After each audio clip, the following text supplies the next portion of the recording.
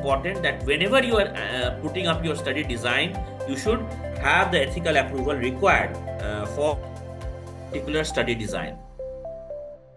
Then comes the second important question is of data analysis.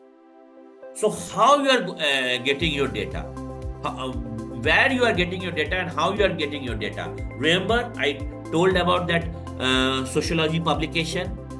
You should not coerce somebody into giving you data. You should not misrepresent yourself while getting the data. So while you are doing data analysis, those things, what is your source, how you have obtained them, what are the methods which you are going to analyze those data, those becomes very important, right? So when you are going to publish, right, so those things becomes very important, whether the data which you are working on is something, whether it is correct or something which we call you have embellished it. Embellish it means, you say for example you have interviewed 10 persons and you come up with a data saying you have interviewed 100%. Based on those 10 interview data set, you just sit in your room, open your Excel sheet and start putting random values in and around the 10 interviews which you have conducted.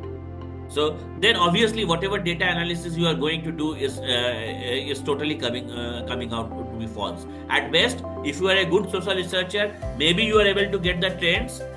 But then remember, even people with lot of resources, especially when we see at those pre-poll and post-poll opinion polls, sometimes people do get it wrong. So yeah, when you are doing your data analysis, you should be aware of how you are doing it, where you are getting it.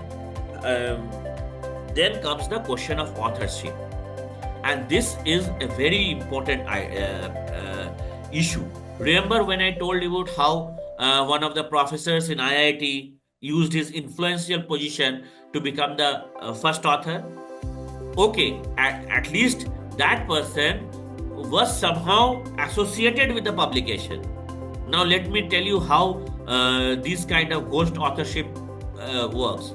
So say for example, I and another person, let me tell him as Y, myself and Y, we are publishing a paper, we have written a paper, we have given it to publication houses, and once the publication house accepts my paper, then at least it comes out with some review. Normally this is what happens. If you give your article to an editor of a journal, he or she will give you back with some review. Then if that review comes out that you have made certain changes and this is going to be accepted, then you sell your paper. What it means that you now bring some X and Z and tell them that, okay, pay me so much money and I will put your name as authors in this paper. And if they agree to pay you money, you take that money, and then when it finally published, it published in your name and X and G's name. Because Y was just there as a filler. You are basically selling your article to X and Z, and X and G's names come up with this article. And this I am saying even when at least some work is done, and then there is whole set of ghost publications where you have not even worked. You just pay somebody and that somebody is going to write paper for you and get it published. And remember, with all this chat GPT and everything which is coming up, if you think it is easy, just give to chat GPT and they are going to write your thesis or dissertation or your paper. Software is also coming to catch hold of them. That how much artificial intelligence have been used in your paper writing. So don't think, I mean, in olden days, they used to sell swords or spears, saying that my spear can penetrate any shield. And then somebody would else come up with a shield and say, no spear can penetrate my shield. So this chat GPT and artificial intelligence is going in that direction. So again, when you are using technology, don't think that nobody is going to catch you. Don't use it, especially where in today's world, when after 20 years or 30 years of your publication, somebody can come up and look at your initial journals which you have published, and then come up with saying that how much you have plagiarized from other sources. So say for example, earlier it used not to be like that, but now we all know when you have your PhD, your journal, your thesis gets stored as a soft copy in Sodhganga. So think that you have become a vice chancellor, or for that example, think you have become somebody important, and then somebody looks into your thesis and finds out that you while you were doing your PhD, you had plagiarized works of different people, and then think of your position as a vice chancellor of a university. So remember what you are going. Maybe right now you are just a scholar, early career academicians. You are not thinking what is going to happen in future. You just what you call beg. You need promotion and all those things, and then when you are in a position of importance, when people are actually recognizing you, and somebody comes up and brings your thesis which you have published some 20 years 30 years ago, when you were just coming up, and this tells you how much you have plagiarized other work, where your position is going to be. So it's always best to follow ethical rule. Conflict of interest, this is again very important. Lot of conflict of interest in terms of political ideology, conflict of interest in terms of who is funding your research. So say for example, in West, tobacco companies were publishing or funding research in which some of the scientists were claiming smoking tobacco is not going to harm you, or say for example, the X-ray companies now claiming that the amount of radiation you are exposed to while doing a CT scan or an MRI is equivalent to the radiation you are exposed to if you take a flight from Chennai to Delhi, right? So pushing unnecessary MRIs to unsuspecting patients. So these are things which happens, and these are things which are again and again examples of how conflict of interest can work in different ways, because that is something of a judgmental call which we have to make in terms of the financial aid which we are receiving in one hand, and in terms of where our research is going to be. Anyway, now comes the issue of peer review. So what is peer review?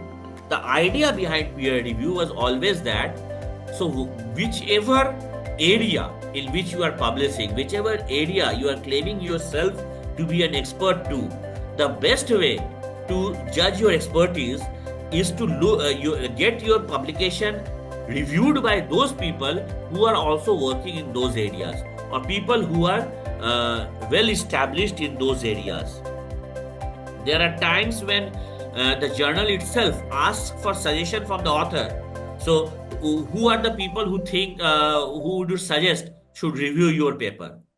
There are practices. These are best practices in journal, that you ask 4 or 5 names from them and then give the paper to one of those. There are different ways of peer reviews. At times it is anonymous, at times people know who it is, and this is also a place where unethical practices happens. Say for example, Mr. X and Mr. Y are two, what you would call, and again here I am using local language, mathadhis.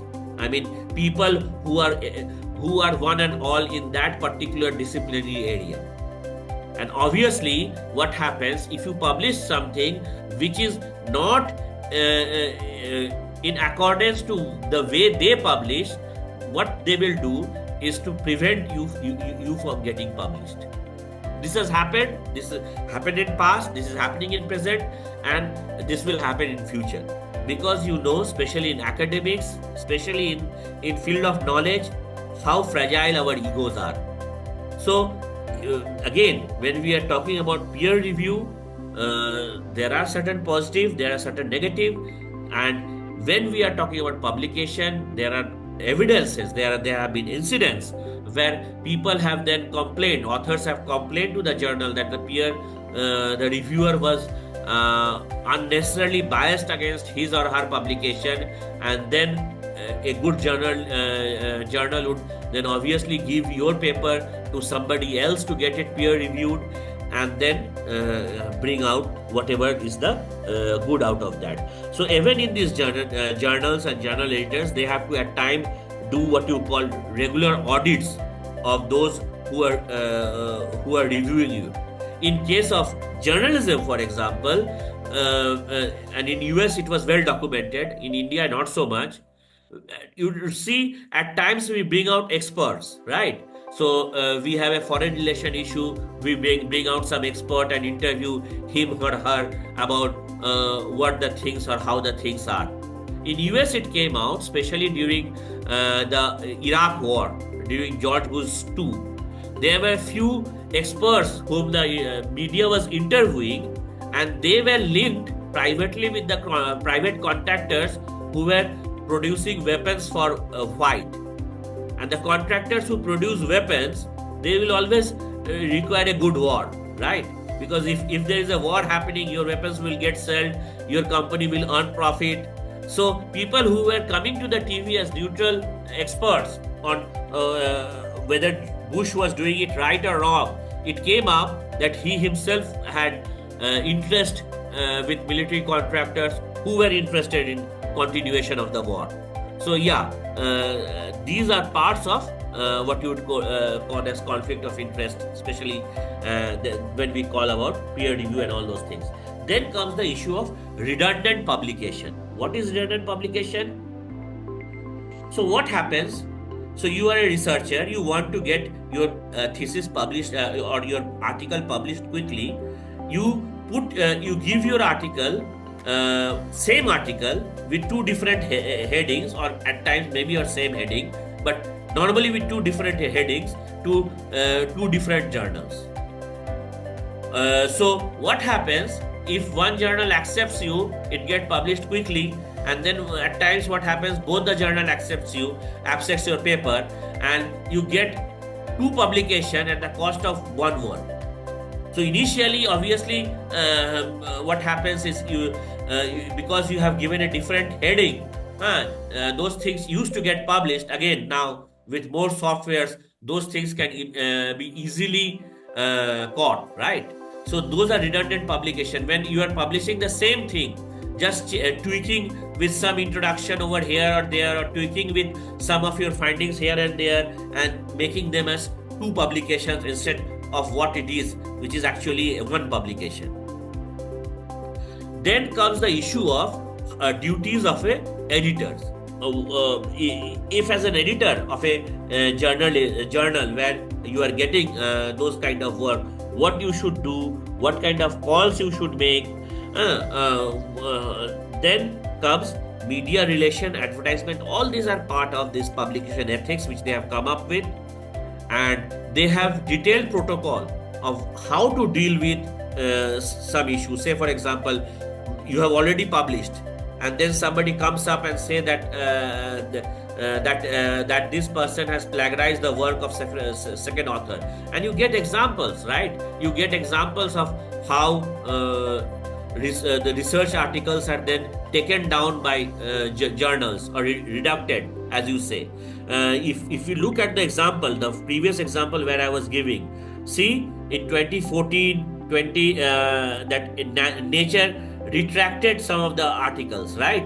When it came out that how data were fabricated and classified. Then in 2010, Andrew Wakefield's article in Lancet, another reputed journal, where he fraudulently said that how measles vaccines was resulting to autism, that has to be withdrawn. So these are something which it's not something which is new, which has been happening, and again with which we need to be very careful about things which we do